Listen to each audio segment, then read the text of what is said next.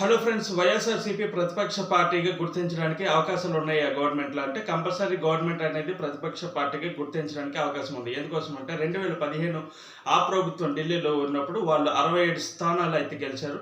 అప్పుడు భారతీయ జనతా పార్టీ కేవలం 3 స్థానాలు మాత్రమే గెలిచింది. అయినప్పటికీ కూడా ప్రభుత్వం ప్రతిపక్ష పార్టీగా గుర్తించింది ప్రజల తరఫున గళం విప్పడానికి. అలాగే 1984లో కూడా మనం చూసుకున్నట్లయితే లోక్సభలో ఇందిరాగాంధీ 404 లోక్సభ సీట్స్ విన్ అయినప్పుడు అప్పుడు ప్రధాన ప్రతిపక్ష పార్టీకి తెలుగుదేశం పార్టీకి అవకాశం ఇచ్చారు. ఎందుకోసం, వాస్తవానికి 10% ఓట్ షేర్ అంటే 50 స్థానాలు గెలవాలి. కానీ వాళ్ళు కేవలం 30 స్థానాలతో గెలిచి తెలుగుదేశం పార్టీకి ప్రతిపక్ష హోదా అనేది ఇచ్చారు. సో వాటిని డిమాండ్ చేసుకుని ఇప్పుడు వైఎస్ఆర్ కాంగ్రెస్ పార్టీ అయితే ప్రతిపక్ష పార్టీని అయితే గుర్తించాలని వాళ్ళైతే చేస్తున్నారు. అయితే తెలుగుదేశం పార్టీకి సంబంధించి కూటమి నాయకులు అయితే ప్రజలు ఇవ్వాలి అని ఒక స్టేట్మెంట్ అయితే ఇచ్చారు. దీని మీద మీ కామెంట్.